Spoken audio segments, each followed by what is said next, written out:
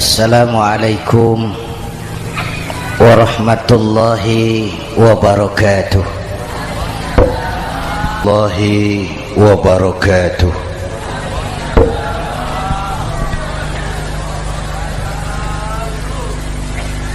Alhamdulillahi wa kafa, wassalatu wassalamu ala Sayyidina Muhammadin al-Mustafa wa ala alihi wa ashabihi ahli sidki wal wafa, amma ba'du. Para ulama, para habaib, para masyayikh yang saya muliakan, yang terhormat Bapak Kapolres dan Bapak Dandim, Sahibul Bait, segenap keluarga besar Pondok Pesantren Raudhatul Muta'allimin Al-Aziziyah, bapak-bapak, ibu-ibu, hadirin hadirat ma'asyiral muslimin yang saya cintai. Saya bersyukur dapat menghadiri haflah Maulidin Nabiil Karim, dan saya bangga dan terharu dengan keberadaan Pondok Pesantren Raudhatul Muta'allimin Al-Aziziyah ini. Sekarang ini banyak orang bisa memberi contoh, tapi sedikit orang bisa menjadi contoh. Memberi contoh itu mudah, tapi menjadi contoh itu yang sulit. Oleh karena itu, pada kesempatan ini kita ingin mengambil contoh bagaimana Rasul melaksanakan perjuangan. Apa modal utamanya?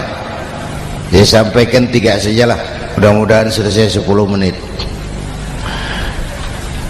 Yang pertama, modal utama perjuangan baginda Rasul adalah akhlakul karimah.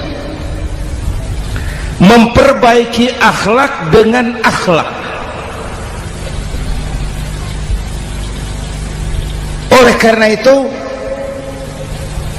surah Madu sudah selesai. Dari dan ke Madura jadi lebih mudah. Bahkan Madura akan jadi daerah industri. Tetapi yang kita ingin, Madura tetaplah Madura. Akhlak tidak boleh berubah. Zaman boleh berubah, akhlak tidak. Masa boleh berganti, tapi keyakinan tidak boleh mati.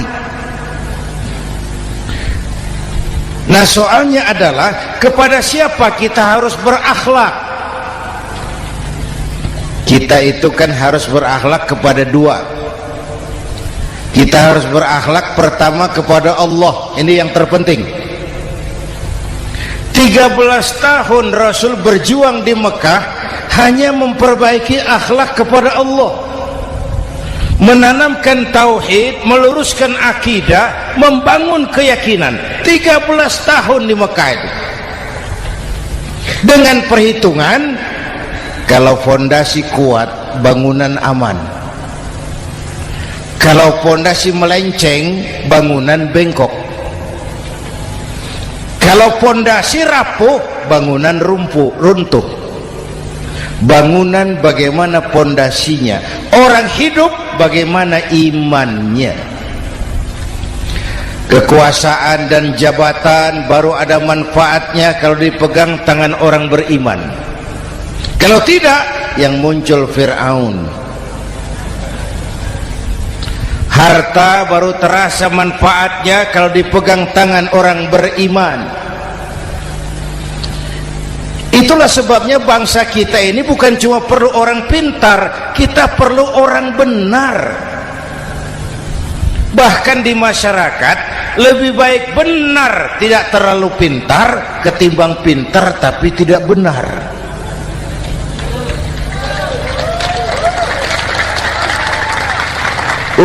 Kalau sudah pintar tidak benar, rusak rakyat itu Pak. Disuruh ngurus beras malah nimbun beras, ya. Disuruh ngurus laut jadi bajak laut. Disuruh ngurus hukum, bikin hukum seperti pisau, tajam ke bawah, tumpul ke atas. Kalau yang kecil salah, hukum cepat-cepat ditegakkan. Yang besar salah, diam pura-pura tidak mengerti. Itu yang melukai rasa keadilan.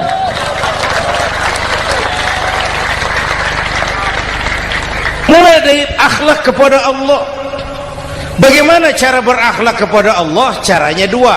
Pertama, jangan menyekutukannya dengan sesuatu pun. Yang kedua, jangan menyembah kecuali hanya kepadanya.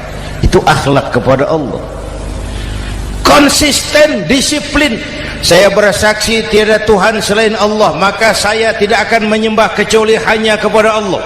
Saya tidak akan takut kecuali hanya kepada Allah. Saya tidak akan minta tolong kecuali hanya kepada Allah. Saya tidak akan melarikan persoalan kecuali hanya kepada Allah. Saya bersaksi Nabi Muhammad utusan Allah, Nabi terakhir.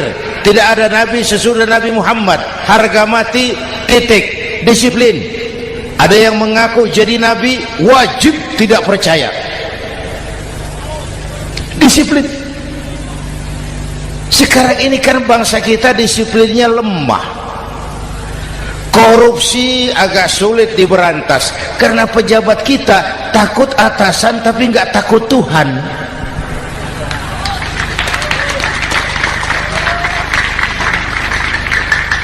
Itu sama dengan anak muda naik sepeda motor ngebut, lampu merah jalan terus, di stop sama polisi. Prit, iya Pak.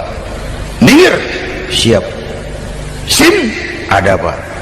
SNK ada Pak. Tahu kau lampunya merah? Tahu Pak. Kenapa lewat terus? Saya nggak tahu, ada Bapak. Itu disiplin kita. Tenang bener jawabnya, kayak orang nggak salah itu.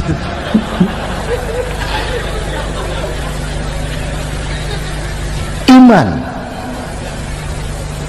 Apalagi belakangan ini saya sering bilang gini Pak, ini humor tapi agak tasawuf. Orang yang paling tenang hidupnya itu tukang parkir. Coba lihat tukang parkir, walaupun mobil banyak, mereknya bagus-bagus, tidak pernah sombong. Tenang ini, tenang. Nanti mobil pergi satu demi satu, habis sama sekali, dia tidak sedih. Tenang. Mobil banyak tidak sombong, mobil habis tidak sedih. Apa rahasianya? Ternyata, nih tasawufnya di sini. Tukang parkir tidak merasa memiliki, tapi merasa dititipi. Itu. Siapa saja yang merasa memiliki, bersiaplah kehilangan, dan itu menyakitkan.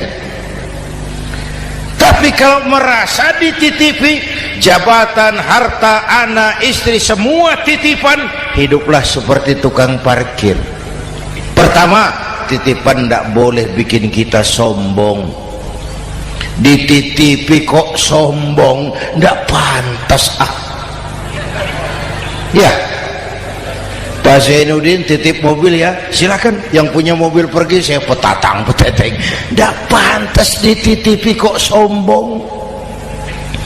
Ada orang dititipi jabatan oleh Allah sombong, dititipi sombong. Ada enggak pejabat sombong? Ada, namanya Fir'aun. Itu pejabat-pejabat sombong anak buah Fir'aun semua. Dititipi harta oleh Allah, jadi orang kaya sombong. sama tetangga, ndak mau kenal orang lain, kecil semua, jalan ndak injak tanah. Kuntilanak. Yang kedua penting, titipan harus dijaga baik-baik. Kalau tidak, yang nitip marah, yang nitip marah. Pak, titip sepeda motor, silakan. Waktu diambil sepeda motor, kaca spion pecah, knalpot hilang, bemper hancur, marah ndak yang nitip? Marah. Saya kan titip, kenapa ndak dijaga baik-baik? Dititipi harta oleh Allah jadi orang kaya supaya bangun pesantren, bela yatim, santuni yang lemah, pelitnya 17 setan.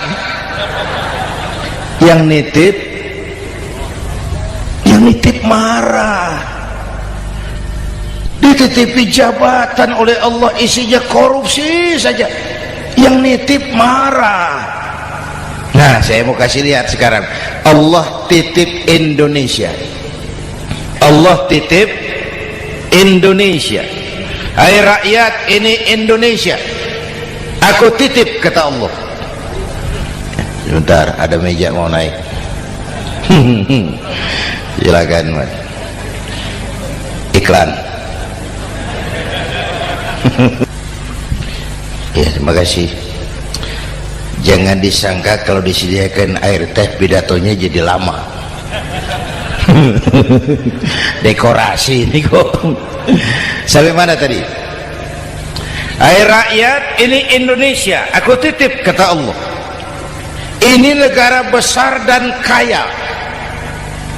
Titipan ini ditebus dengan keringat, air mata, darah, dan nyawa. Ini bedanya. Malaysia memang merdeka tapi diberi Inggris. Singapura merdeka diberi Inggris. Indonesia merdeka, keringat, air mata, darah, dan nyawa. Ini negara aku titip, kata Allah. Ini negara besar dan kaya. Buminya subur. Di atas perut buminya segala tanaman hidup. Di bawah perut buminya ada gas, minyak, batu bara. Lautnya kaya, hutannya kaya. Kekayaan negeri ini harus digunakan bagi sebesar-besar kemakmuran rakyat. Itu amanat konstitusi. Disalahgunakan, dikorupsi, yang nitip marah. Yang nitip marah. Kalau dia marah, dia suruh makhluknya yang lain negur. Siapa? Merapi, Bromo, anak Krakatau. Itu Merapi demo, Pak. Kalau kita rakyat demo, anak buahnya Pak Danres turun. Tapi kalau Merapi demo, siapa yang mau ngatasi? Mbak Marijan. Selesai. Sekarang Mbah Marijan sudah kumpul sama Mbah Surip di alam barzah, dia sudah ketemu dia.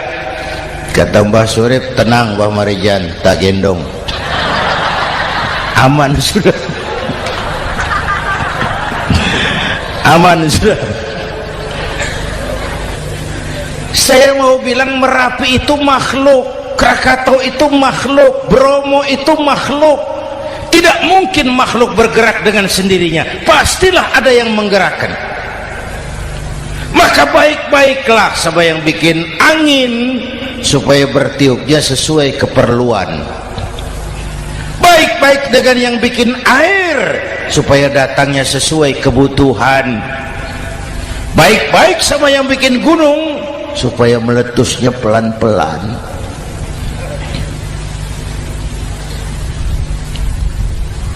Bapak Ibu hadirin yang saya hormati, menjaga titipan. Jangan menyembah kecuali hanya kepadanya. Jangan menyekutukannya dengan sesuatu pun. Ayo, saya ngobrol kita. Bapak Ibu hadirin yang hadir di sini ini, kita ini semua hamba Allah apa bukan? Hamba Allah. Kata siapa? Kata kita. Kalau kata kita namanya ngaku. Ngaku itu boleh dan murah. Apa diakui? Kita belum tahu. Ya, kan baru kata kita itu. Dan tidak otomatis kalau kita bilang saya ini hambamu ya Allah, lalu Allah jawab iya ya. Tidak, wong itu kan kata kita. Saya hamba Allah, kata saya. Berapa banyak orang perbuatannya, ucapannya berkata saya hamba Allah, perbuatannya menyatakan dia hamba setan, hamba nafsu, hamba dunia, budak jabatan. Tidak sesuai ucapan dengan perbuatan. Jadi hamba Allah itu nggak mudah, digojlok, diuji. Coba lihat, yang jelas diakui sebagai hamba itu baru satu yang kita peringati ini, baginda Nabi. Allah mengakui kapan? Waktu menceritakan Isra dan Mi'raj. Apa yang dipakai kalimat? Subhanallazi asra bi'abdih. Maha suci Allah yang telah menjalankan hambanya. Hambanya Muhammad itu hambaku, aku jalankan dia. Allah mengakui. Kapan kalimat ini turun? Setelah Nabi digojlok, ditempa, digembleng, diuji, difitnah, dicaci maki, dilontari kotoran unta, sahabat-sahabatnya dibantai. Lolos, Muhammad betul-betul hambaku. Ayo Isra Muhammad. Subhanallazi asra bi'abdi, hambaku. Jadi kalau mau jadi hamba Allah ya diuji, digojlok, digembleng. Nah, mari kita lihat kehambaan baginda Nabi. Orang yang paling bersih hatinya Rasulullah. Orang yang paling baik akhlaknya Rasulullah. Orang yang dosanya sudah mendapat jaminan ampun Rasulullah. Tapi Rasulullah kalau sholat malam bengkak kakinya karena rajin sujud. Hati bersih, akhlak terbaik, dosa sudah diampuni. Tapi kalau sholat malam kakinya bengkak karena rajin sujud. Saya tahu di sini juga banyak yang kakinya bengkak. Cuma urusannya apa, itu urusan masing-masing. Pada tingkat seperti itu Rasulullah, saya perlu Allah, saya perlu Allah, saya perlu Allah. Yang 100 tahun kita bangun selesai oleh gempa 3 menit. Ya, yang 100 tahun kita bangun ternyata selesai oleh gempa 3 menit. Kita perlu Allah, kita perlu Allah. Makanya musibah itu kan kalau menimpa orang baik-baik namanya ujian. Kalau menimpa orang setengah baik itu paru-paru yang bikin malaikat bingung. Sholat rajin, maksiat tekun, baca Quran mau, fitnah orang hobi, ngaji nyolong jalan terus. Untung di sini nggak ada yang begitu. Di Jakarta banyak. Di sini insya Allah sama. Jakarta. Orang separuh-separuh seperti itu kalau dapat musibah itu namanya teguran, bukan ujian. Kenapa ditegur? Lalai. Nah, kalau orang jahat dapat musibah itu namanya persekot. Uang muka tanda jadi. Kontannya nanti di akhirat. Kalau diuji bukan saja harus sabar, tapi harus lulus. Kalau ditegur, introspeksi, perbaiki yang kurang, kurangi yang memang berlebihan. Bertali-tali, bersambung-sambung musibah ini, dan musibah kalau datang tidak pernah memilih, tidak pernah memilih. Bapak Ibu hadirin yang saya muliakan, jadi mari yang pertama jaga akhlak kita kepada Allah. Jangan menyekutukannya dengan sesuatu pun, jangan menyembah kecuali hanya kepadanya.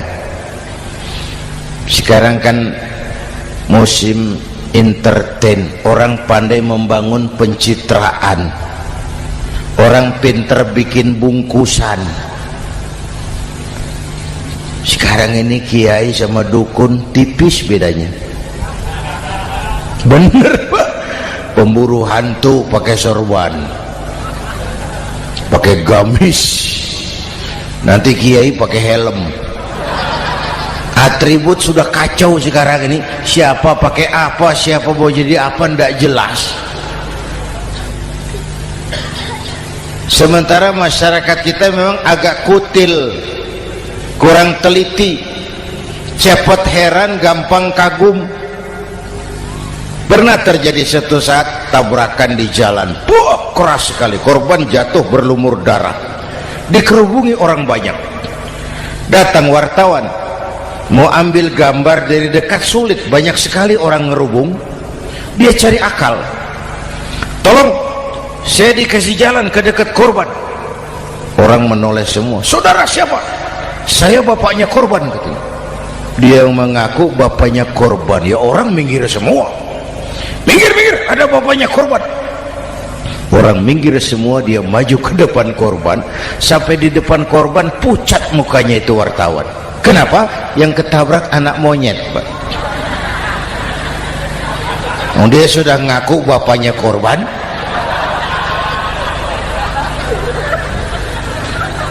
Ini cerita pendek tapi pesannya dalam. Kalau belum kenal benar jangan cepat-cepat ngakui. Ya, rakyat harus cerdas sekarang ini. Emas pasti kuning, benar itu? Apa semua yang kuning pasti emas? Udah cerdas lah itu, udah cerdas lah itu. Hati-hati, ini zaman pencitraan. Orang pandai bikin bungkusan. Oleh karena itu kita juga harus punya filter supaya tidak hanyut oleh kedangkalan-kedangkalan pencitraan itu. Satu itu akhlak kepada Allah. Yang kedua, kepada siapa kita berakhlak? Kepada sesama manusia. Kepada sesama manusia itu siapa? Pertama, sesama muslim. Malam ini saya hadir di sini, saya tidak merasa tamu.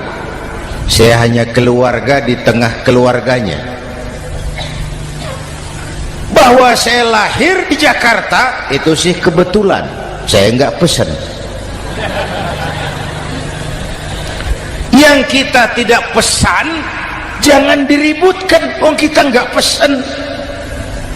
Warna kulit seperti ini kita nggak pesan. Dari suku apa lahir kita nggak pesan. Potongan seperti ini kita nggak pesan. Islam membebaskan manusia dari ras diskriminasi. Pada waktu yang bersamaan Islam mengangkat harkat, derajat, martabat kaum wanita. Ini kasihan dari tadi nggak diajak ngomong nih.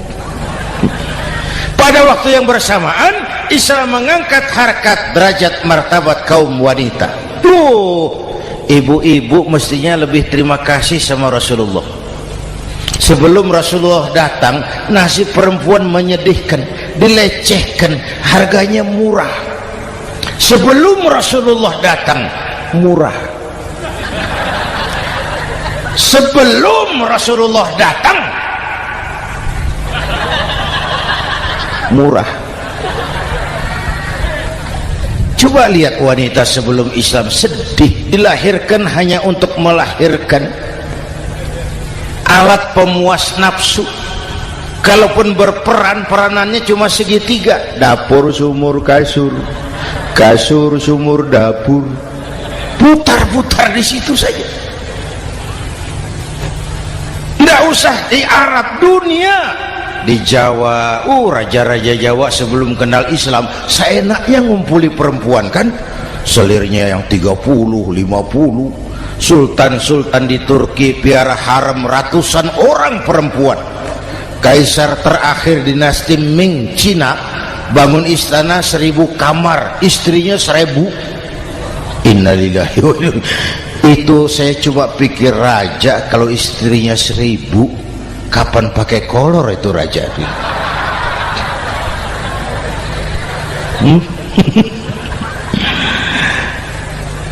Rasulullah datang terenyuh, an-nisa imadul bilad, perempuan jangan diperlakukan begitu, perempuan tiang negara, kalau baik perempuan baik negara, kalau rusak perempuan hancur negara. Waktu ditanya, ya Rasul, siapa yang paling harus saya taati di dunia? Ibumu. Setelah itu siapa lagi? Ibumu. Setelah itu siapa lagi? Ibumu. Setelah itu siapa lagi? Bapakmu. Menghargai perempuan, ibumu, ibumu, ibumu, bapakmu. Ibu 3 kali disebut, bapak 1 kali, ibu 3 kali, bapak 1 kali, ibu 3, bapak 1 bapak. Gimana sih ngitungnya jadi kerok begini? Salah ngitungnya, salah.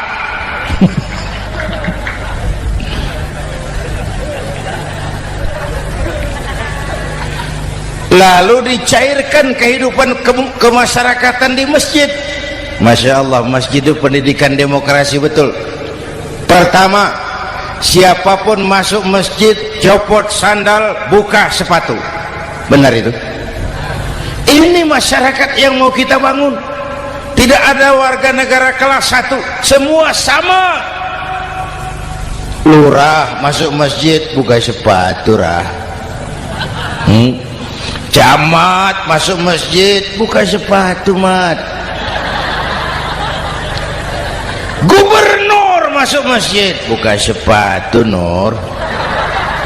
Nikmatnya masyarakat masjid, nikmatnya masyarakat masjid. Coba binatang saja harganya tidak sama toh. Sapi yang mahal, yang gemuk, betul, karena harga sapi pada dagingnya. Makin gemuk sapi makin mahal harganya. Tapi ada burung perkutut lebih mahal dari sapi, padahal dagingnya sedikit, betul. Kenapa harganya lebih mahal dari sapi? Harga perkutut suaranya.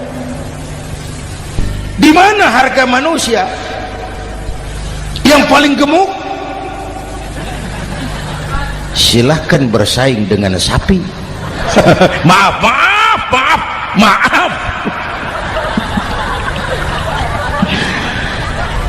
Inna akramakum indallah atqakum. Masyarakat masjid sudah copot sandal, buka sepatu, sudah masuk ke dalam sholat berjamaah.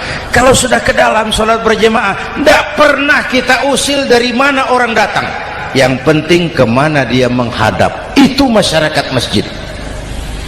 Dari mana kamu? Dari kidul, Pak, madhab ngulon. Kamu dari mana? Dari lor, Pak, madhab ngulon. Kamu dari mana? Dari kulon, madhab ngulon juga. Ini kan konsep bineka tunggal ika. Dari manapun orang datang, apapun warna kulitnya, dari suku apapun ia dilahirkan, kalau akidahnya sama, itu saudara kita. Lalu sholat berjamaah. Apa itu? Hidup bermasyarakat, berbangsa dan bernegara. Harus ada imam, harus ada makmum. Kenapa? Ini saya harus agak hati-hati ya, pakai sarung angin ini.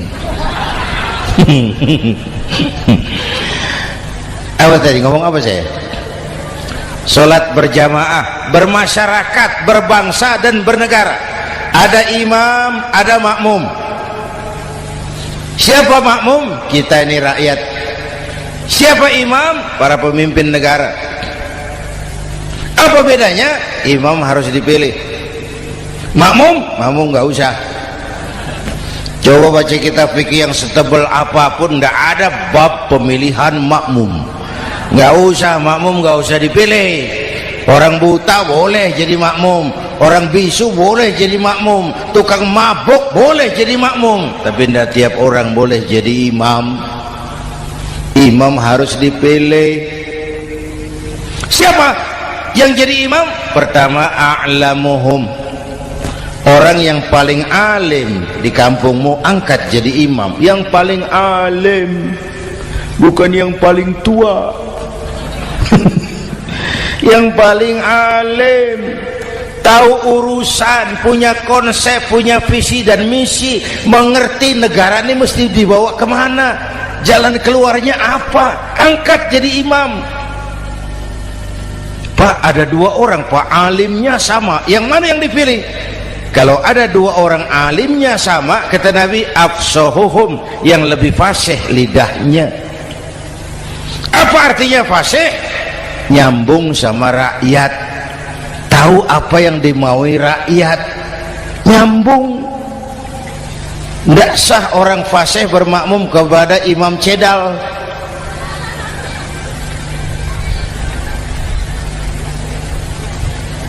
Kenapa Bu? Nyambung. Capek kalau punya imam gak nyambung sama makmum. Makanya kalau sudah jadi imam, pesan Nabi apa? Idza amma ahadukumun nasa falyukhaffif. Kalau kamu jadi imam, ringankan sholat kamu, jangan terlalu panjang. Itu makmum tidak sama kekuatannya. Ada yang tua renta, diri saja sudah gemetar. Ada makmum yang punya darah tinggi, kalau sujud lama kepalanya sakit. Ada makmum yang sudah janji habis sholat mau terima uang. Jangan kalau sudah jadi imam di kota, sholat isya berjamaah, rakaat pertama selesai Fatihah, Yasin, bubar makmum itu. Jadi imam jangan terlalu lama, kayak Husni Mubarak tuh kelamaan jadi imam 30 tahun, rakyat capek.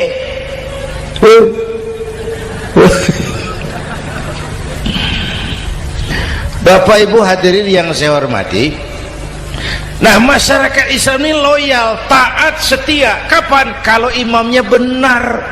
Imam takbir, makmum takbir, imam ruku', makmum ruku', imam i'tidal, makmum i'tidal, imam sujud, makmum sujud. Tapi masyarakat Islam tidak buta.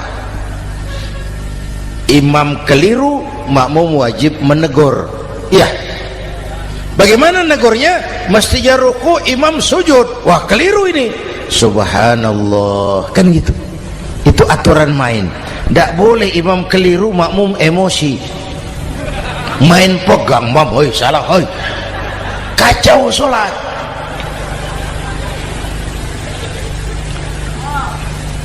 Imam buang angin,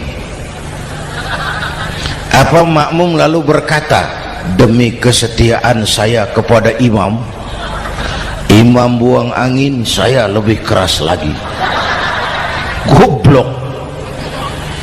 Iyyaka na'budu wa iyyaka nasta'in. Sampai situ imam buang angin, minggir, tidak usah ribut. Yang di belakang satu orang maju ke depan, lanjutkan pekerjaan imam.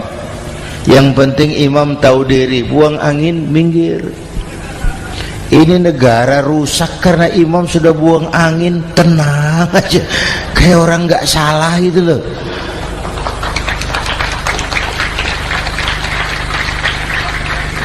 Selesai sholat dikasih tahu, imam tadi buang angin ya sedikit. Apa kalau nggak sedikit lalu nggak rusak sholat itu? Nah, dalam berjaga akhlak kepada sesama, ayo kita jaga kesatuan, persatuan, kerukunan, kekompakan. Ini pesantren Raudhatul Muta'allimin Al-Aziziyah, ini aset kita. Keberadaannya, pengembangannya, kelangsungannya bukan sekedar tanggung jawab pengurusnya, tanggung jawab kita sesuai dengan bidang dan kemampuan masing-masing.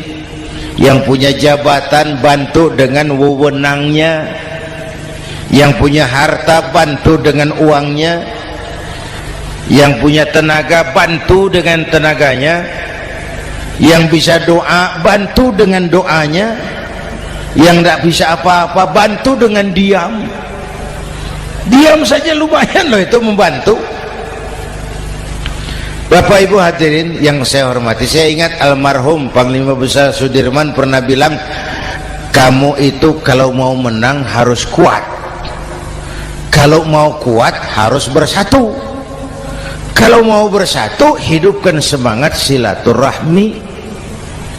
Mau menang harus kuat, mau kuat harus bersatu, mau bersatu hidupkan silaturahmi. Bapak Ibu hadirin, rukun antar umat seagama. Beda pendapat boleh, marah jangan. Kalau di Jakarta kan sekarang lagi musim apa itu wahabi yang bid'ah, sedikit bid'ah itu. Saya sih bilang yang suka tahlil bagus, terusin. Yang nggak suka tahlil nggak apa-apa, tapi jangan mencaci maki yang suka tahlil. Orang yang mabuk masih banyak kok yang tahlil dicaci maki. Kita nih seperti orang kurang kerjaan. Waktu guru saya Hadratul Mukarram Ki Haji Dr. Idham Khalid wafat, saya ajak orang baca Fatihah. Selesai, saya lagi duduk di belakang, seorang pengusaha nemui saya, Kiai, kenapa? Saya coba ingin kepastian. Apa? Orang yang sudah mati dibacakan Fatihah itu apa pahalanya sampai? Saya bilang gini, Mas, kamu kalau nggak percaya mati aja dulu. Saya bacain Fatihah, tunggu di sono. Kalau nggak nyampe balik lagi nggak apa-apa.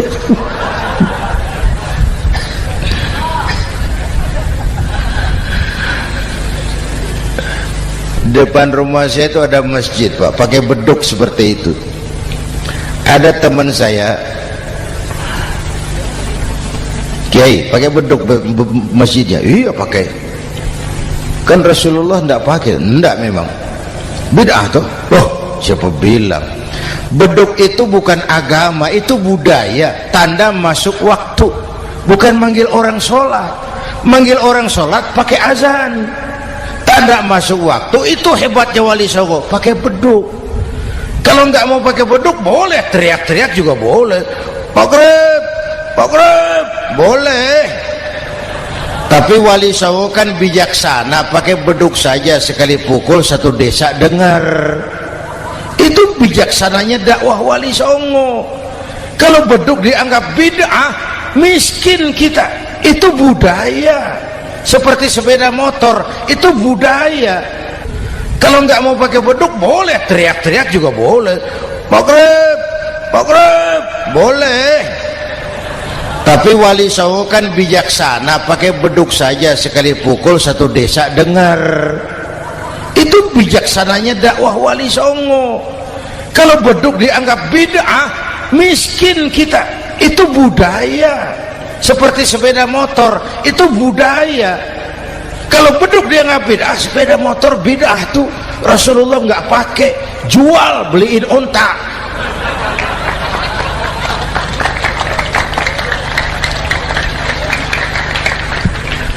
Ayo cari persamaan, jangan memperbesar perbedaan. Hormati pendapat orang kalau pendapat kita juga ingin dihormati. Kasus Ahmadiyah meledak lagi di Cikesik, Banten. Lalu pendekar-pendekar HAM menganggap itu tirani, mengganggu kebebasan beragama. Dia lupa bahwa Ahmadiyah masalahnya bukan kebebasan beragama, tapi penodaan terhadap agama. Kalau kebebasan beragama sih umat Islam welcome. Orang mau Hindu, mau Buddha, mau Kristen bebas memilih agamanya masing-masing. Tapi ini kan Ahmadiyah lain, ngakunya Islam tapi ada nabi lagi sesudah Nabi Muhammad, namanya Mirza Ghulam Ahmad, asal dari India.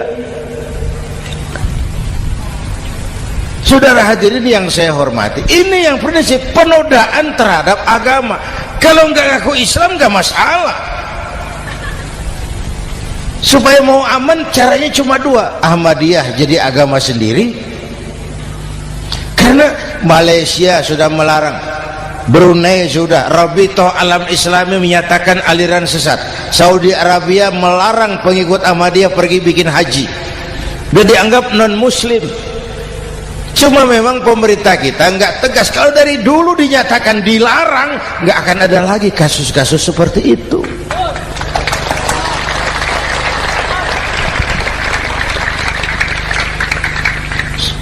Nah, selain itu kita umat juga harus disiplin. Coba sudah berapa banyak nabi bermunculan di Indonesia. Dan Indonesia ini saya heran, Indonesia ini pasar bagus, Pak. Kalau ada nabi, ada aja pengikutnya, saya heran tuh. Indonesia ini pasar bagus. Ada Ahmad Musaddiq Al-Qiyadah, jadi nabi. Konsultan bulu tangkis jadi nabi. Dapat wahyunya di Bogor, ditangkap polisi 4 tahun. Muncul lagi di Bandung, namanya Sayuti, tukang cukur, ngaku dapat wahyu jadi nabi, ditangkap polisi lagi 2 tahun.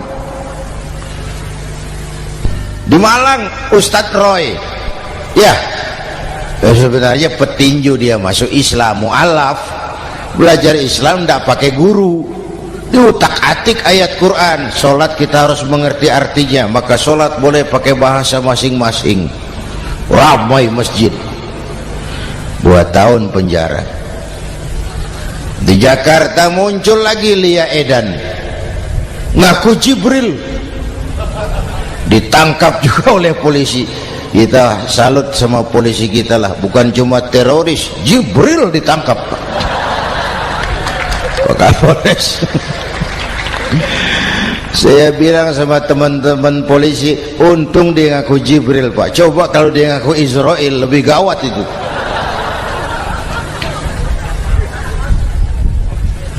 Yang parah, antara Cirebon Losari, dia perbatasan Jawa Tengah Jawa Barat, pernah muncul agama baru namanya agama Jasun, agama Jawa Sunda, agama Jasun Jawa Sunda. Yang jadi nabi Tugimin. La haula wala quwata. Saya bilang ini jangan jadi nabi, jadi kiai juga nggak angker ini. Al Mukarram Bapak Kiai Tugimin, nggak enak. Yang lebih nggak enak selawatannya loh itu. Kalau kita kan tadi nikmat tuh, ya Habibi ya Muhammad, nikmat rasanya itu. Coba ganti sama yang tadi, wah enggak, ya Habibi ya Tugimin, enggak enak itu, Pak. Jadi umat Islam itu sangat menghormati orang lain agama. Soal agama orang lain, lakum dinukum, awas hati-hati kalimatnya. Kita menghormati orang lain agama. Soal agama orang lain, lakum dinukum.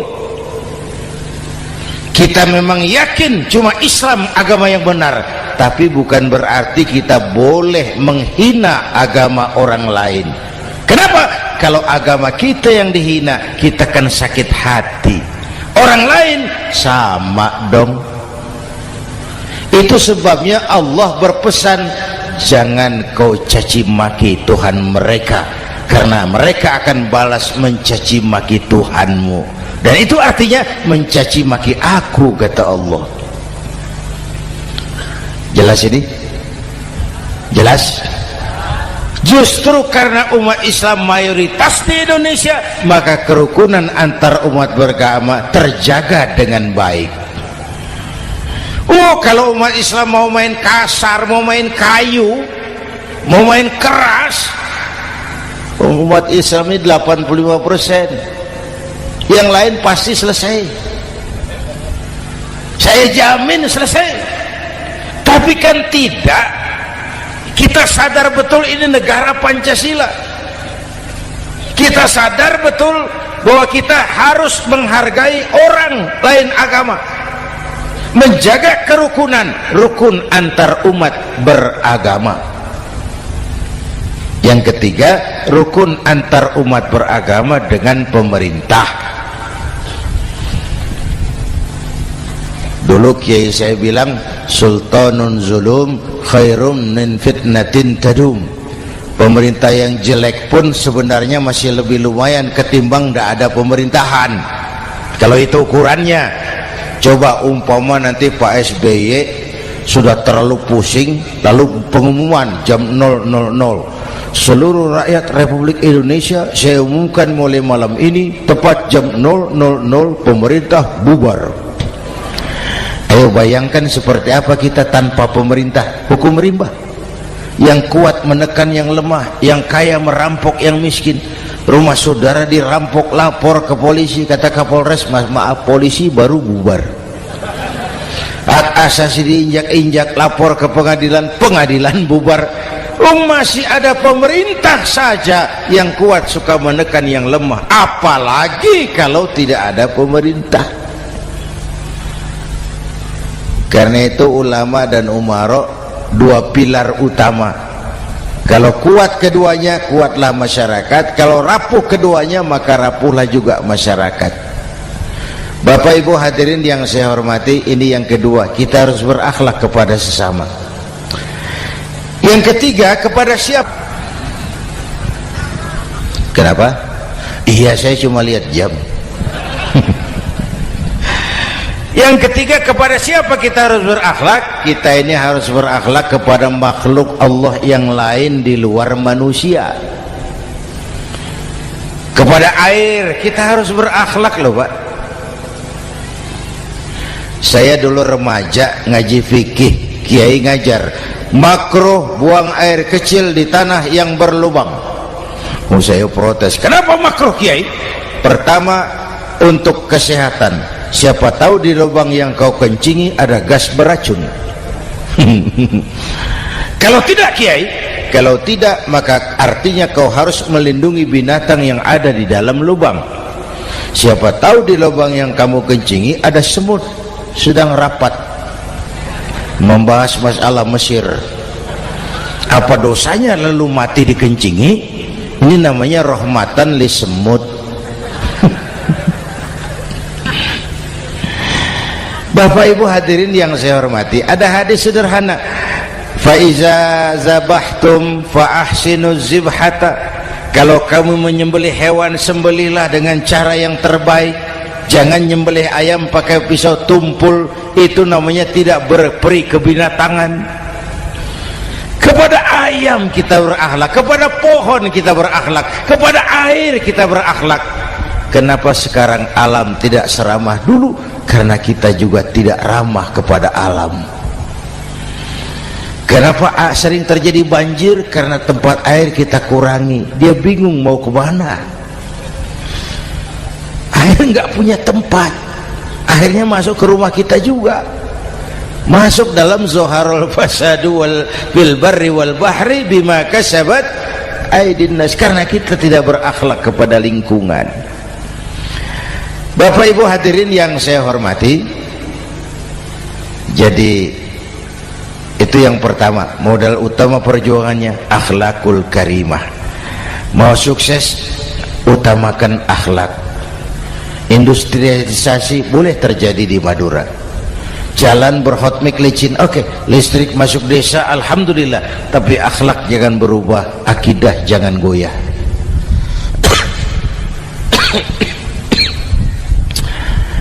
Teknologi tidak bahaya, yang bahaya orang yang menggunakannya.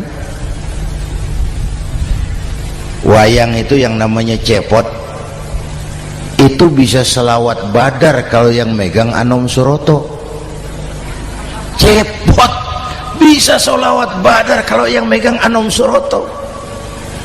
Wayang bagaimana dalangnya, teknologi bagaimana orang yang menggunakannya. Satu. Yang kedua, yang kita contoh dari baginda Rasul, beliau itu sejak kecil tidak dimanjakan, Pak. Lahir ke dunia tidak sempat melihat wajah bapak. Umur 6 tahun ditinggal ibu. Umur 9 tahun ngembala kambing, berniaga ke Syam. Syam itu Syria sekarang. Umur 9 tahun bisnis lintas negara dari Saudi ke Syria. Remaja tidak dimanjakan, kerja keras, peras keringat, banting tulang, tidak ada pekerjaan halal yang hina.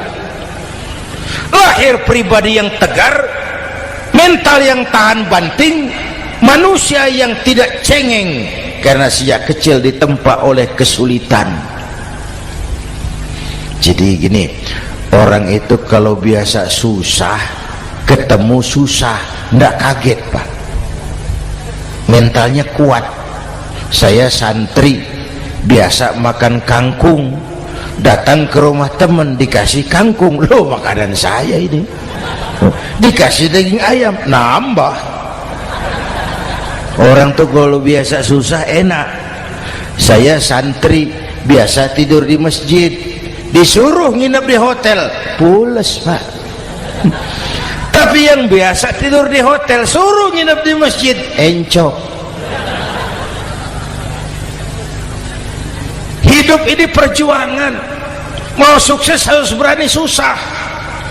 Jangan seperti dulu di cerita santri. Ada santri beternak lebah, ambil madunya itu.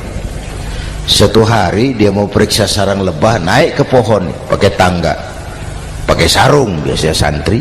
Dia lupa tidak pakai celana dalam, naik pohon periksa, entah bagaimana terpegang sarang lebah itu, berhamburan lebahnya keluar, salah satu masuk ke sarungnya, tergigitlah Al-Mukarramnya itu. Dia menjerit, aduh, jatuh berguling ke bawah. Sudah lama jatuh, dia buka sarungnya, dia lihat bengkak. Karena bengkak kan jadi besar, senang juga dia. Dia berdoa, ya Allah, hilangkan sakitnya, biarlah bengkaknya.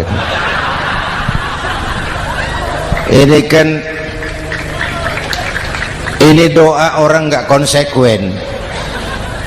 Bengkak dan sakit itu paket. Mau bengkak ya harus berani sakit. Masa sakitnya bengkaknya mau, sakitnya nggak mau.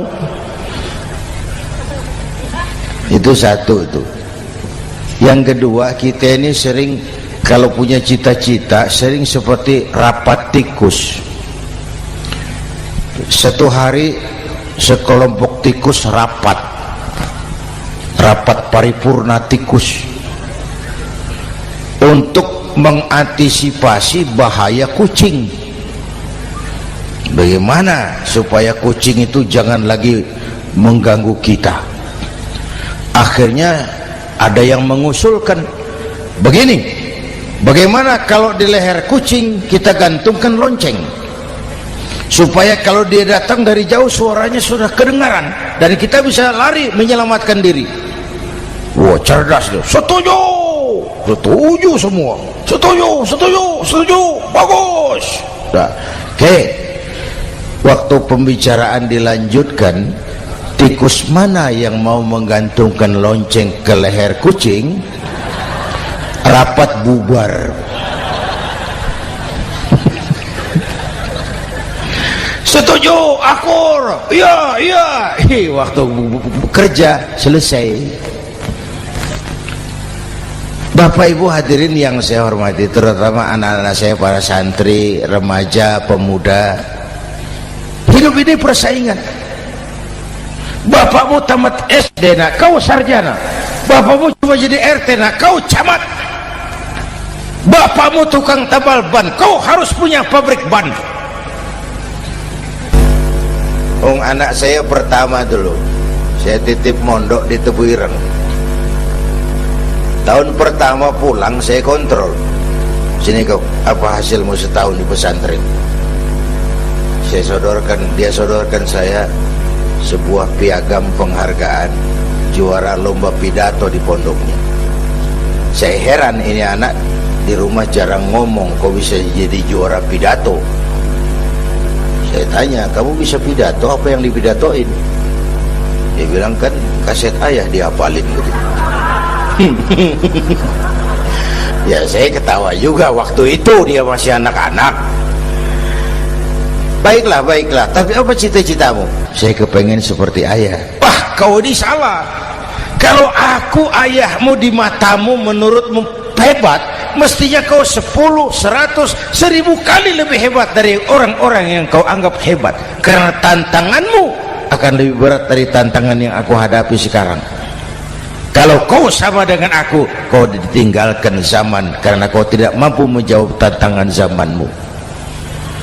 Bapak Ibu hadirin yang saya hormati, persaingan tajam, tantangan makin berat. Oleh karena itu diperlukan semangat yang dicontohkan Nabi. Kerja keras, peras keringat, banting tulang. Tidak ada pekerjaan halal yang hina. Sejak kecil ditempa oleh kesulitan.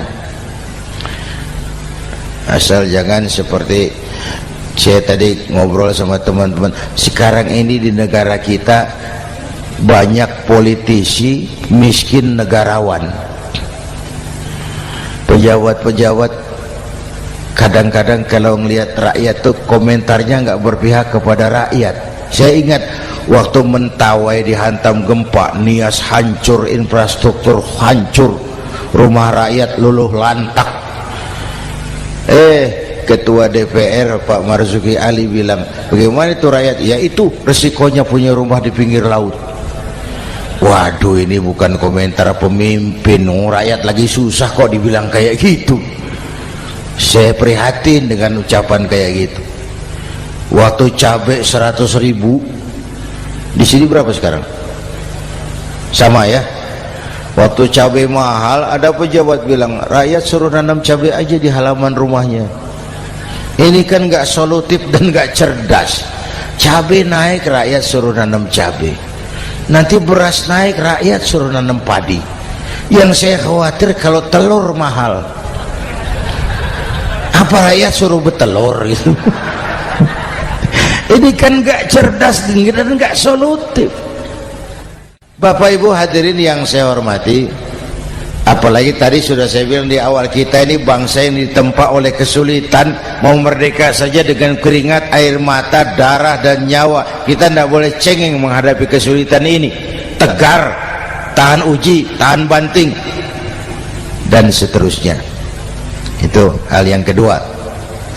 Yang ketiga, terakhir, Rasulullah itu sosok yang ibadahnya luar biasa. Tadi sudah saya jelaskan sebagian. Ibadahnya luar biasa. Ayo kita bantu keamanan negeri kita ini. Dengan apa? Istighfar. Wa ma kana Allahu mu'adzibahum wa hum yastaghfirun. Allah tidak akan turunkan bencana selagi di tengah mereka masih banyak orang-orang yang istighfar.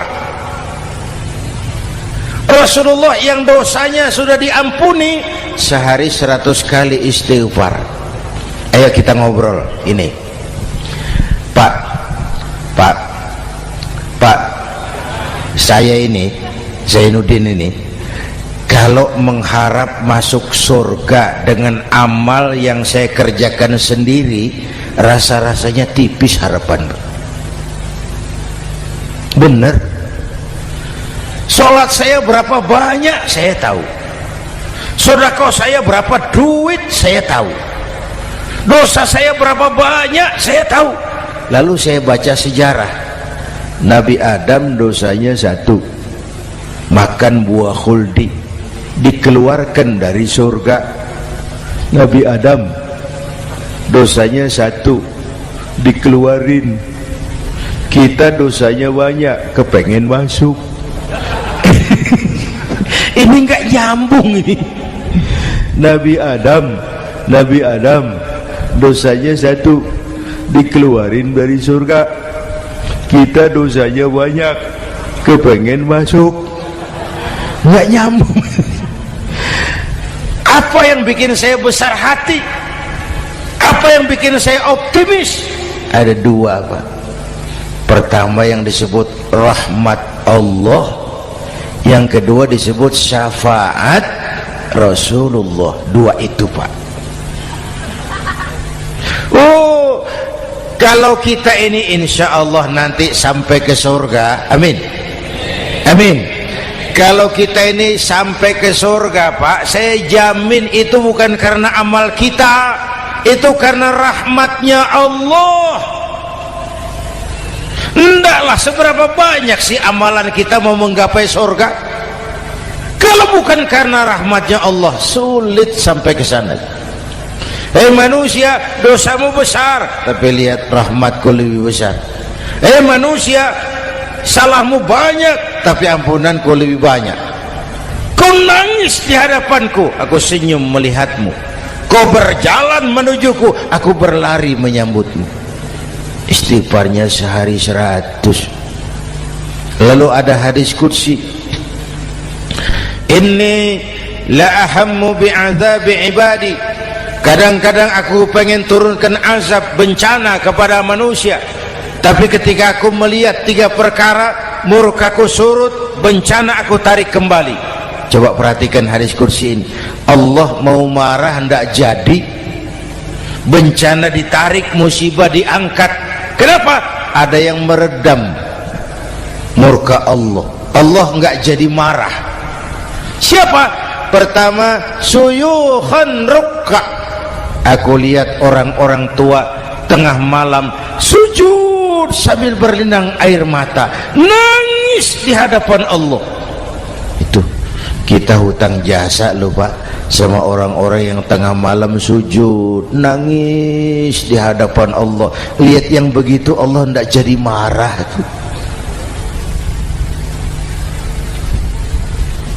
Saya tahu nih bapak-bapak nih, ibu-ibu kan suaminya sering bangun tengah malam ya, Bu,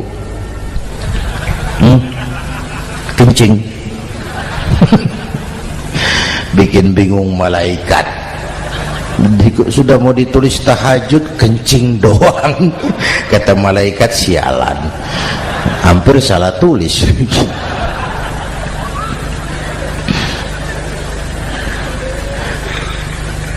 Aku lihat orang tua tengah malam sujud sambil berlinang air mata. Lalu aku lihat bayi-bayi tanpa dosa masih menyusu, sibyanan rudda. Bayi-bayi tanpa dosa masih menyusu, suci bersih, belum ternoda. Wa bahaiman rutta.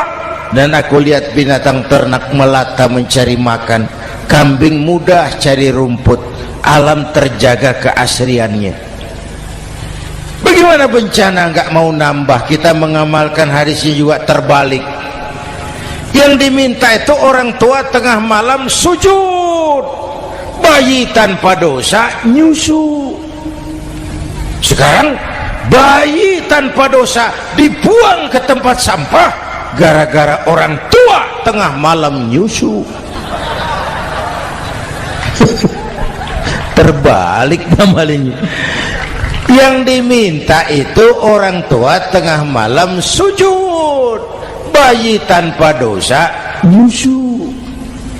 Ini bayi tanpa dosa dibuang ke tempat sampah gara-gara orang tua tengah malam.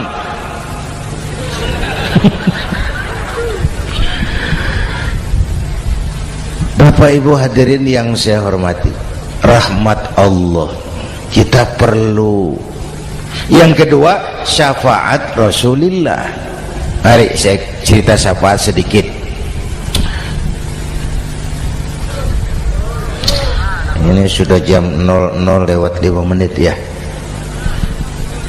Ini kalau hitungan Indonesia ini sudah ganti hari, Pak. Jadi inilah ceramah terpanjang di dunia. Bayangkan saya pidato dari hari Selasa sampai hari Rabu.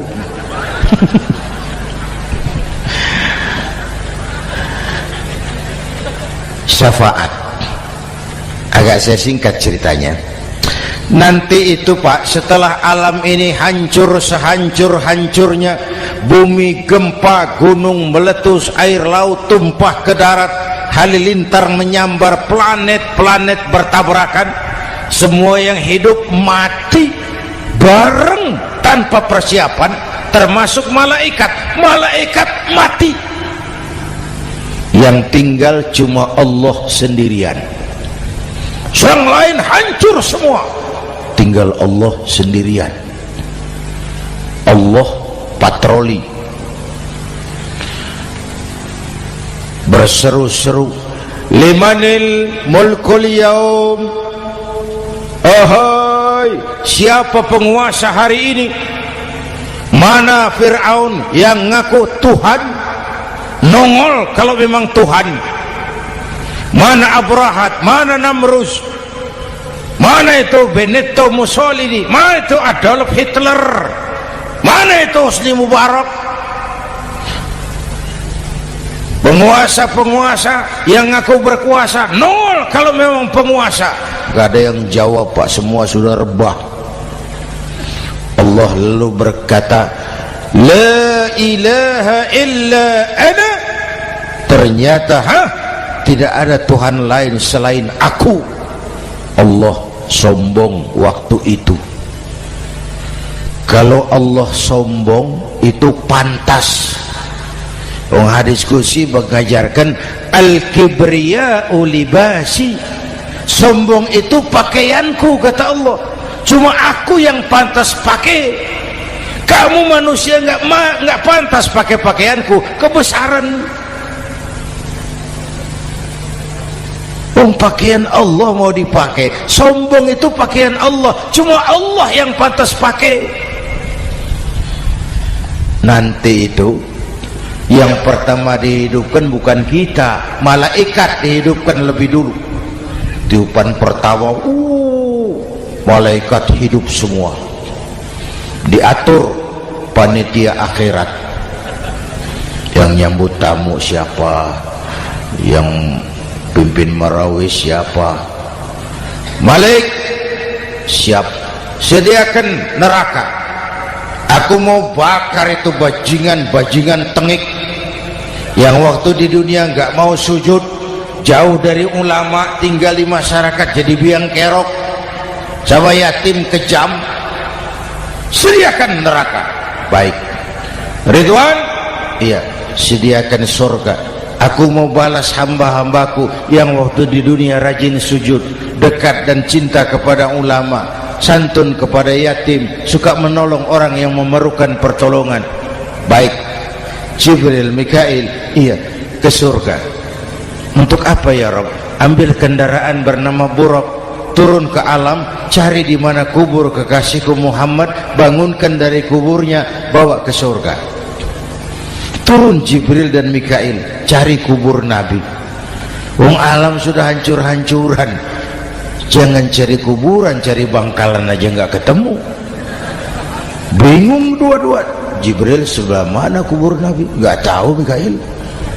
Lalu dua-duanya sujud mohon pertolongan Allah.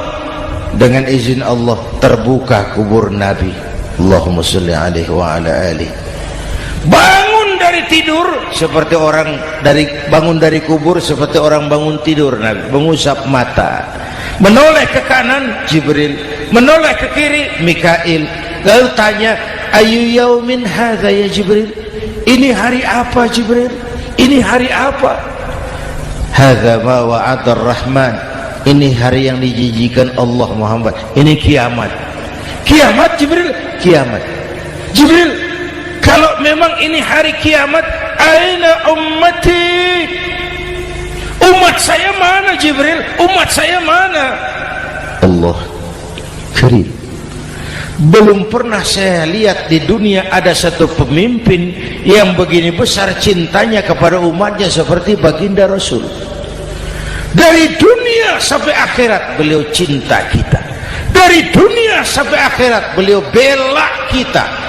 Bangun dari kubur, tahu hari sudah kiamat, yang pertama ditanya, aina ummati? Umat saya mana Jibril? Kita yang ditanya. Kalau saya yang pertama dibangkitkan dari kubur, lain pertanyaannya. Ini hari apa Jibril? Kiamat Zainuddin. Oh, bini saya mana Jibril? Nabi enggak tanya Khadijah wala Fatimah wala Aisyah, aina ummati? Umat saya mana Jibril? Umatmu? Iya. Kau manusia pertama yang dibangunkan dari kubur. Yang lain masih dikubur. Oh. Lalu kita ke surga Muhammad. Perintah Allah, perintah Allah. Sampai di surga seperti orang tidak betah Nabi itu. Resah, gelisah, mondar-mandir, mukanya murung. Yang punya surga kan negur, Muhammad, labbaik ya Rabb. Tidak enak di surga ya? Enak. Kok kamu seperti orang nggak kerasan gitu loh, resah, gelisah. Kenapa? Saya teringat umat saya ya Allah. Umat saya bagaimana nasibnya? Iya, saya sudah enak di DPR. Salah. Saya sudah enak di surga. Gaji cukup, kursi empuk, dapat mobil dinas. Nggak. Umat saya yang waktu kampanye kepanasan itu gimana nasibnya tuh?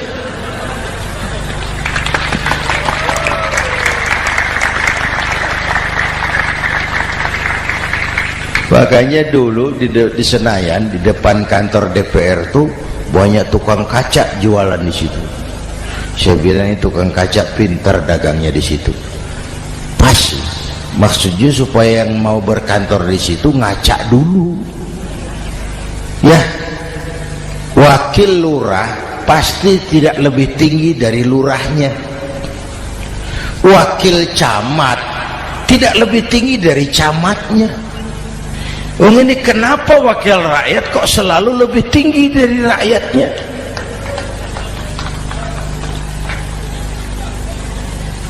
Kan yang memberikan mandat kita rakyat. Kemerdekaan bertujuan mengantarkan rakyat ke gerbang kesejahteraan. Lalu rakyat mempercayai tugas itu kepada pemerintah dan wakilnya di DPR. Saya percayakan kamu mengantarkan rakyat ke gerbang kesejahteraan. Itu amanat Undang-Undang Dasar. Biasanya yang diantarkan sampainya lebih dulu biasanya. Yang diantar sampai lebih dulu, yang mengantar nyusul, namanya ngantar belakangan. Ini lebih cepat wakil rakyatnya makmur daripada rakyatnya. Yang mau ngantar makmurnya lebih dulu dari yang mau diantar. Yang diantar kelelerahan di jalanan, yang mengantar udah sampai. Jadi bagaimana Muhammad? Saya minta izin mau keluar, tengok saya punya umat. Oke, saya potong ceritanya. Saat manusia dibangkitkan dari kuburnya masing-masing, Masya Allah, Masya Allah, saya nggak sanggup bayangkan jumlah manusia yang hidup di muka bumi sekarang kan 6 miliar. Cina berdua, India 2,5 miliar. Cina 1,5 miliar, India 1 miliar rakyatnya. Berdua sudah 2,5 miliar. Itu kalau kencing bareng banjir besar. Bayangkan manusia dari awal sampai akhir berapa puluh miliar kumpul di padang mahsyar. Subhanallah. Sibuk, panik, bingung mau disidang di hadapan Allah. Sebagian kumpul di pojokan berunding, kita mau disidangi. Terus ayolah kita cari bantuan. Kemana? Adnan Buyung. Begini. Kita ini kan anak cucu Nabi Adam. Pantas dong kita minta tolong sama beliau. Yuk, setuju. Berangkat cari Nabi Adam. Ya Adam, anta abal bashar. Adam, tuan datuknya manusia, kami cucu kamu, anak turunan kamu mau disidang, tolong kami Adam, tolong. Kata Nabi Adam, Quraisy mas, rombongan Jawa udah aku naik mumet loh ini sama Nabi Nuh saja. Nuh bilang tidak bisa, saya juga punya masalah, pernah minta obat ditenggelamkan. Ibrahim barangkali, semua Nabi hand up, angkat tangan.